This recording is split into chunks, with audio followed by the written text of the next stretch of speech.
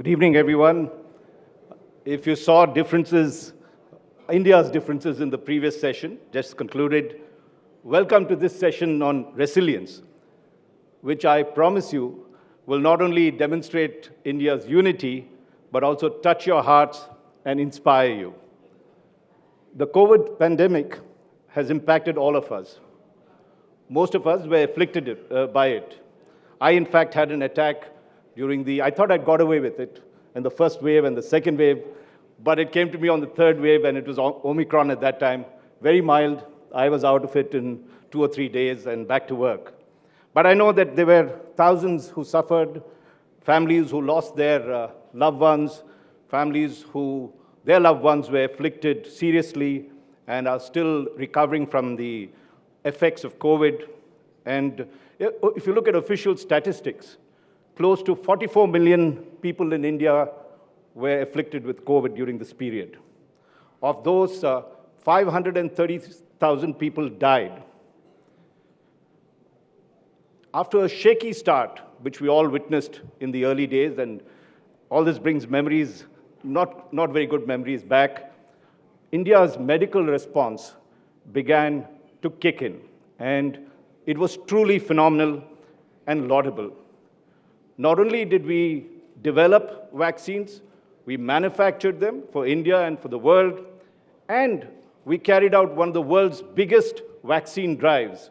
Over 700 million people got their double vaccinations, an incredible feat by itself. But as you know, apart from the devastation that it had on our personal lives, COVID also seriously impacted our livelihoods.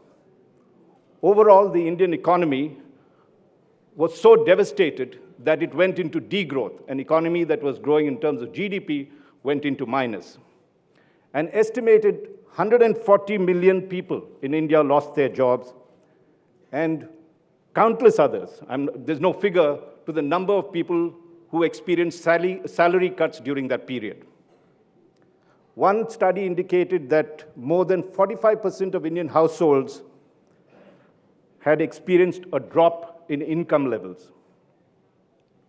While almost all the sectors in the country were impacted, the ones that were probably suffered the most and impacted the most was what is called the personal touch industry. And among the sectors of that, if you looked at some of the personal touch industry that was there, it was tourism, hospitality, entertainment, and aviation. And I'm just going in whatever order that they came in. Now, the good news is that most of these sectors are on the path to recovery, and in the process, they have restored millions of jobs and has positively impacted millions of other families, including all of us, and brought much of the joy and happiness back, and hopefully that period is over. Of course, COVID is again raising its head, but not in the kind, we hope it's not in the kind that happened the first two or three waves that is there. And so, there are remarkable stories to be told of this great turnaround from various managements, institutions, through great odds. They demonstrated outstanding management skills, leadership, and compassion that lifted our companies out of the morass through some of the most difficult times. COVID was truly a black swan event, and they have all inspiring stories to tell and management lessons that we can learn from. Ladies and gentlemen, we all lauded the doctors, healthcare workers, scientists, and government officials who helped us contain the impact of COVID, and for very good reason. Today, we will laud those who also made a huge impact on our livelihoods. They too are our COVID heroes. And I have great privilege in introducing 3 of them today. As I said, from diverse sectors. From the aviation sector, we have Ajay Singh, CEO of SpiceJet, among the top 5 airlines in the country. From the hospitality sector, there is Puneet Chhatwal, Managing Director and CEO of the India Hotels Company, which owns the Taj Group of companies, including the one that we are sitting here. And from the entertainment sector, Ajay Bijli, from PVRINOX Limited, who owns it, the largest cinema, who owns the largest number of cinemas in the country, and I'm sure all of you have been in one of them during our lifetime here. So let's give them a warm round of applause before we begin.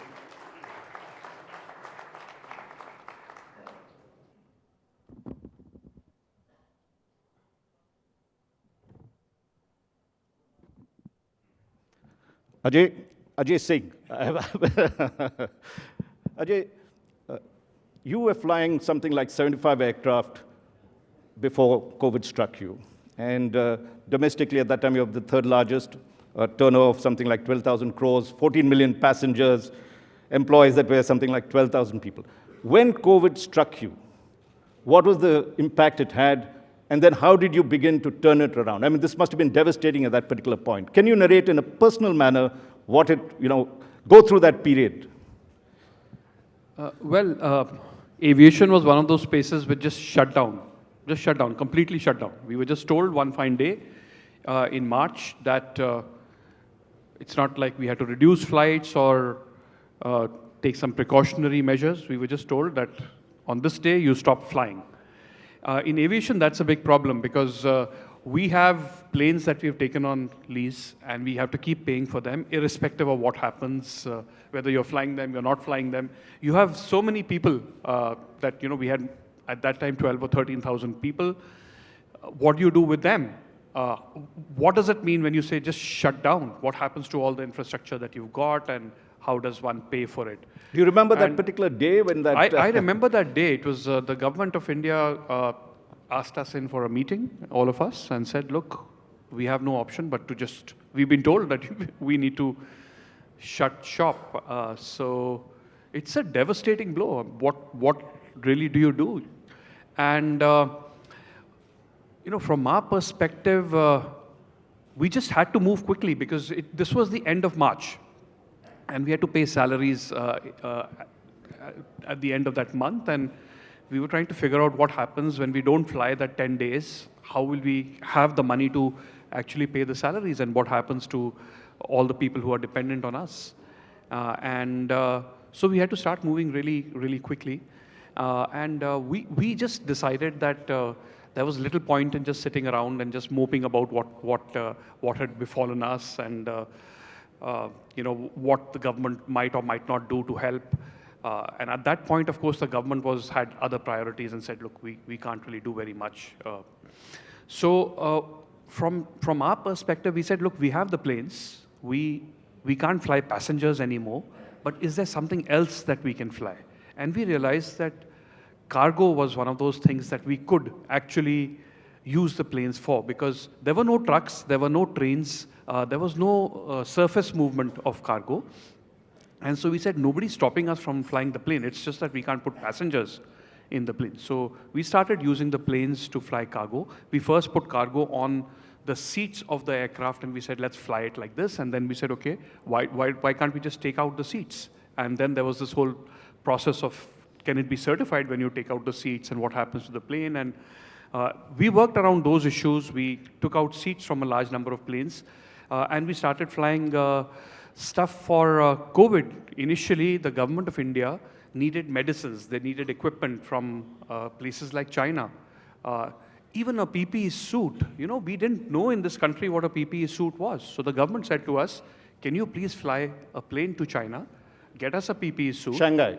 From Shanghai. Right. And when it comes here, since we want to replicate it, can you please fly it to Coimbatore? Because we have no other way to send it to Coimbatore. Wow. And we had this one aircraft, I remember, that just flew that one PPE suit. There was nothing in that plane but that one PPE suit. And we flew it to Coimbatore so that it could be replicated. Same stuff, we were approached by shrimp farmers. And they said, look, what the hell, we have this entire community of people who are dependent on these, our products getting to market. This whole community will disappear if there is no way to do it. And we said, look, what the hell, we've never transported shrimp eggs. Yeah, but we found a way to do it. So we transported the eggs, and you should see the wonderful stories that they tell about us now. Same for just so many commodities that needed to go from one place to the other. We took some wide-body aircraft. We realized that around the world, aircraft had come to a grinding halt, and they were doing nothing, and we could get them for next to free. So we said, okay, let's get these big, huge planes. And now, instead of just flying around the country, we can also fly to the Middle East on these planes. Remember that the Middle East is dependent on countries like India for food and vegetables and flowers and things like that. And So we just repurposed. Our thought was that, look, in this horrible adversity that we have, what are the opportunities we can find, and can we somehow stay alive? And the new business that we did actually helped us keep going and helped us pay salaries. We didn't sack a single person from SpiceJet. We said, look, there is no place. We said there is absolutely no place. If we sack them, they'll be out on the road because there is no other job for them to get anywhere in the country. And we said, fine, we'll manage with whatever we have, but we won't sack anybody. So the earnings that we were getting from the cargo business, we essentially paid to our employees. We said the guys who are at the lowest rung, they are at subsistence. We will keep paying them their entire salary. We will not do salary cuts. At the top level, we will do 100%. Like for me, I was on zero salary. My immediate reportees were on zero salary. And then we had a gradation of salary cuts. And we survived. We said, look, we'll manage with whatever we have and hope for the best. And now you are back to almost pre-COVID levels? So we are now getting back to pre-COVID levels. Of course, the market is doing well. The demand is strong. The yields are high. We actually, of course, learned a lot during COVID. We learned that you could actually automate many, many things that we should have done a long time back, but COVID allowed us to do it. And you could work as one team, all the airlines together, the government, work as one India in a common objective, and that helps in very many ways. I think all in all, fantastic learnings from COVID. I'm going to come back to you, Ajay Singh, on some of the lessons you learned, but I'd like to bring Puneet in at this time.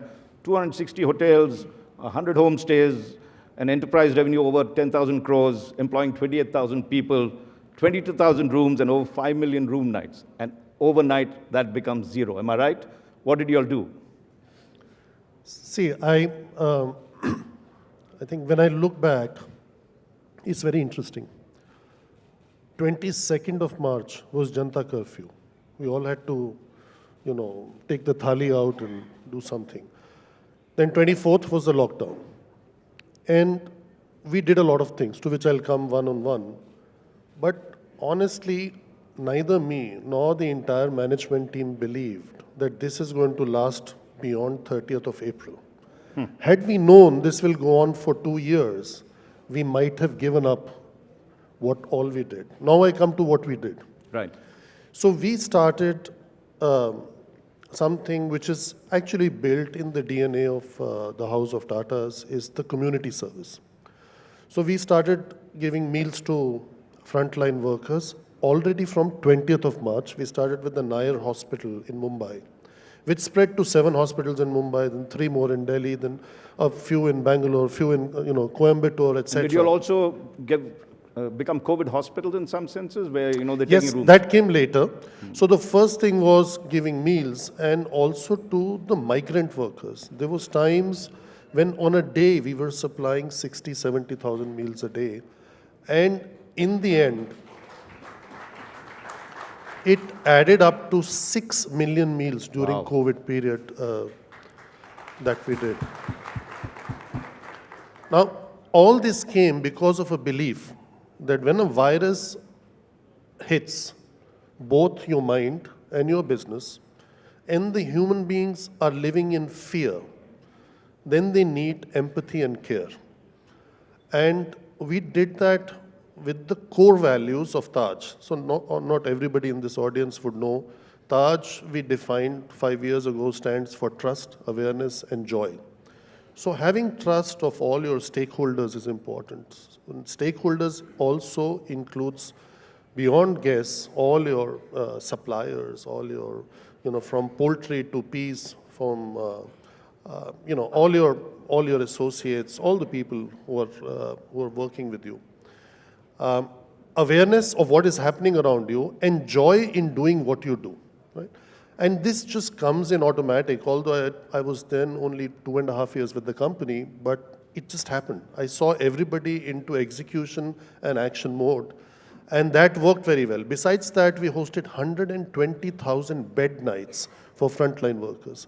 And all this got done through Taj Public Service Welfare Trust, which was created post 26/11 attacks to help the victims of terrorism. And we kind of clarified that a virus is nothing else but also another kind of a terror attack on human beings. So I think all in all, what this did was that everybody else also followed. So the hospitality sector, which was hurt, which was absolutely paralyzed with the fear that was inculcated in people that going to a hotel, going to a restaurant, sitting in a plane creates COVID.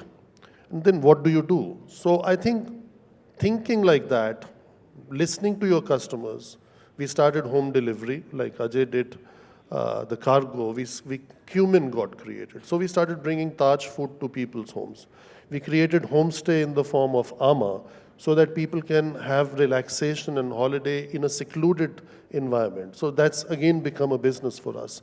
And we see that when the business is back, all this is firing. And currently, at what revenues are you all as compared to? We are actually in a better position. I think we got a lot of empathy from all the customers, including your group, India Today. We see everybody's here. A few days ago, we had the other groups' summits also. So all that is happening with us. So we are 1920 comparatively, we are almost 30% ahead. Wow. At an enterprise level. And in the last quarter, our profit after tax was higher than any full year profit of the best financial year. Wow.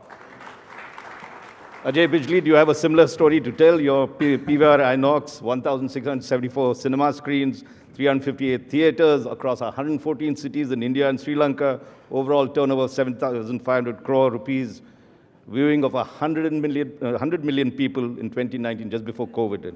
And then you said it became zero. Yeah. Yeah. Well, so what did you 1 do? minute, 15 seconds, I can No, say. don't worry. We'll get it extended. I think the clock went a little Thank you, first haywire. of all, for having me, and these are incredible stories. So, of course, our business, 2019 globally was the biggest box office year in the world. $42 billion was the gross box office revenues at cinemas. And even India was massive. And we had about 100 million people coming to our cinemas. And suddenly this COVID broke and, 2020 March 15th, 16th, cinemas were shut down. So we were the first ones to be shut down and the last ones to have opened. So obviously it was if I say it was a body blow, it's an understatement because suddenly your revenues came to zero. And we didn't have any other avenues. Ours is very simple business. The shutters are up, business is up, shutters are down, business is zero. So even no home delivery we could do, no other avenues. So one of the lessons that I learned at that time was that it's all very good to say core competence, do very well, do one thing, do it exceedingly well. But if you put all your eggs in one basket, sometimes a very out of shape scrambled egg or omelette comes out. So that's what happened with us. But for me, more than the business, it was important to remain sane. I was very fortunate that, by default, due to a lockdown, my kids were with me. My wife, Selena, she's here. My mom lives in the same house, my brother. So suddenly, this perspective came to me that, okay, fine, this is not a disruption. There's an interruption in my business, and it's fine. Count your blessings. There are other things to... you can't have a one-dimensional view of life, that if business goes down, you go down. And I just started to take care of myself and exercised, did everything. In fact, I shaved every day as well. So I didn't want to look like completely dukhi atma on the Zoom calls as well. And because I wanted to do that for my family, I wanted to do that for 12,000 people working at PVR and come out with strategies to survive. I don't have time, but I'll just tell you a few things. We had to obviously, since we didn't have any other revenue avenues, so cost was the only thing we could do and shoring up liquidity. So I was fortunate that most of my people, without me even asking, took a 50% haircut in their remuneration.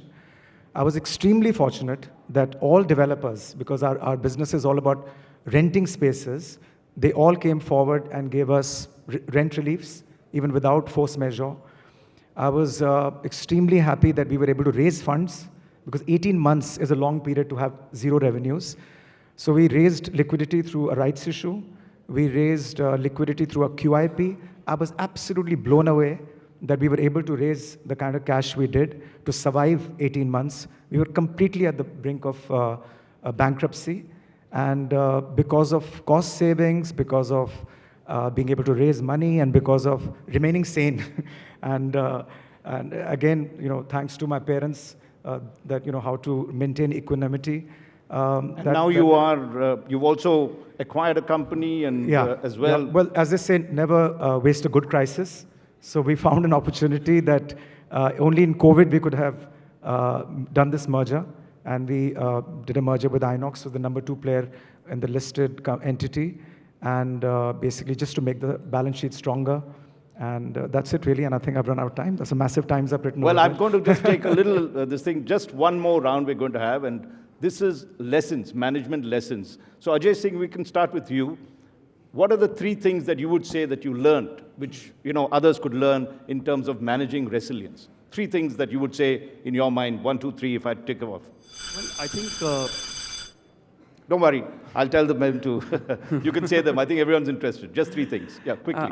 So I think, one, as Ajay was just saying, try and find opportunity in crisis. That also keeps you sane, by the way. Right. Besides, so it's a way to remain optimistic in life.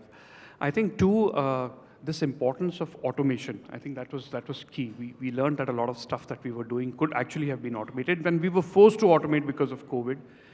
So that's something that everybody should do, COVID or no COVID. I think those are 2 really big ideas. And 3, I think that never presume that the worst can't hit you, because we never ever imagined a situation in which there could be an outage like COVID. We just thought things were going to remain hunky-dory for periods of time, and there'll be small blips, but that there can be huge events of this sort, and that one needs to even plan for those, I think was a big learning for us. Puneet, quickly, 2 or 3 things that you would... One, I would say that I realize the importance of giving. So if you give one in good way, 10 times good comes back to you. I never would have believed. You only read that in books. The second is, if you look after your people, they look after your guests, and then the business is there to stay. And last, I would say, is shortcuts don't help even in a pandemic. Don't take shortcuts. They only solve short-term problems but create long-term challenges. Wow. Ajay? Yeah, I mean, I think good times, bad times, if you take care of all your stakeholders, customers, your people, in our case, the film fraternity, I didn't stop them from going to OTT platforms. That's an elephant in the room. I thought I must address that as well. And everybody, and bankers, investors, and they help you, because if you've done a good job of running your company, taken care of them, and also you can't just maintain a facade of remaining positive with your team. You have to back it with statistics. So I'm in a business where 1,800 films come through the system in India, and 1.45 billion tickets get sold. It's an industry which has been around for 125 years. So you can't renounce an activity suddenly for 18 months if it's shut. So it was here to stay, and I proved it by data. And it's proven even now. Some of the biggest hits have come post-pandemic. Never have you seen a Telugu movie, Kannada movie, English movie, Hindi movie doing the business that is done. So I think if you just give lip service to your team, it doesn't work. You have to back it with data. You have to back it with the conviction that your business is here to stay. This is just an intermission, a very long intermission, but not the end of, it's not doomsday. I think, so the deeper you go, the higher you reach. I think one thing that all of us realized in that period was that one needs to be scrupulously honest. This importance of honesty, just to tell people how bad things were. Just the bad news to everybody, to all your stakeholders, and say that you're doing something about it, and be upfront and honest about what you are able to do and what you're not able to do. I think that goes a long way. I think all of us realize that in this period. Fabulous lessons. One last word from you, Puneet. Just since that the hotel is as yours. bad as COVID was, it Yeah. accelerated the speed of change and the openness of people to embrace change. That was good. Let's give them the new COVID heroes, I would say. Let's give them a very warm round of applause for what they've done. Thank you very much, ladies and gentlemen.